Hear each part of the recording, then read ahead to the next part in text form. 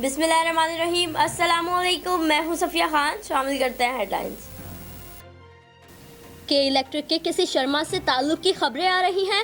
आखिर में कोई मुंबई वाला ही ना निकले। सुप्रीम कोर्ट में लोड शेडिंग अस्खुद नोटिस की समाअत। के इलेक्ट्रिक के सरजनेश चेयरमैन अब्बास अशरी ने कहा, पाकिस्तानी हैं, वफादारी पर शक न किया जाए। चीफ जस्टिस ने रिमार्क्स दिए, वफादार होते तो आवाम की हालत ऐसी ना होती। इनकी पुष्ट पर कोई और है।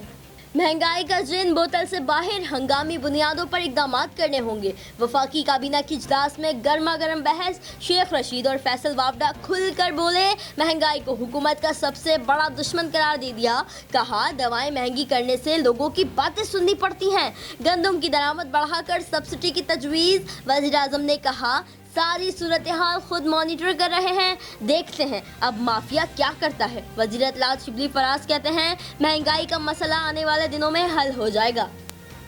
पाकिस्तान के पास भारत के दहशतगर्द को माली इमदाद के सबूत मौजूद हैं। APS हमले के वक्त मास्टरमाइंड रॉ से राबते में था। मुआविन खुसूसी मुईद यूसुफ का भारतीय सहाफ़ी को इंटरव्यू। कहा, रॉ ने पड़ोसी मुल्क में भारत सफारत खाने के जरिए चीनी कॉन्सुलेट, PC गवादर और स्टॉक एक्सचेंज पर हमले कराए। रॉ अफसरान की निगरानी में अफगानिस्तान में दहशतगर्द तंजीम को इकट्ठा किया गया।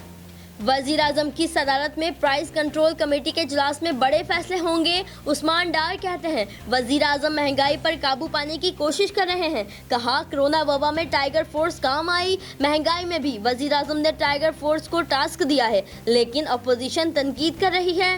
टाइगर फोर्स निशानदही करेगी, लेकिन एक्शन मजिस्ट्रेट और डेप्यूटी कमिश्नर ही लेंगे।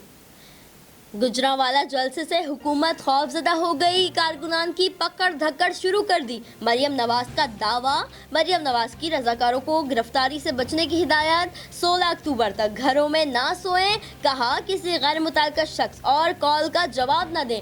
जलसा हर सूरत होगा, तैयारियां मुकम्मल रखें। फिल वक्त इतना ही। मज़ीद खबरों और अपडेट्स के लिए विजिट कीजिए हमारी वेबसाइट csnlive.tv। इसके अलावा आप हमें फेसबुक और ट्विटर पर भी ज्वाइन कर सकते हैं। देखते रहिए CSN।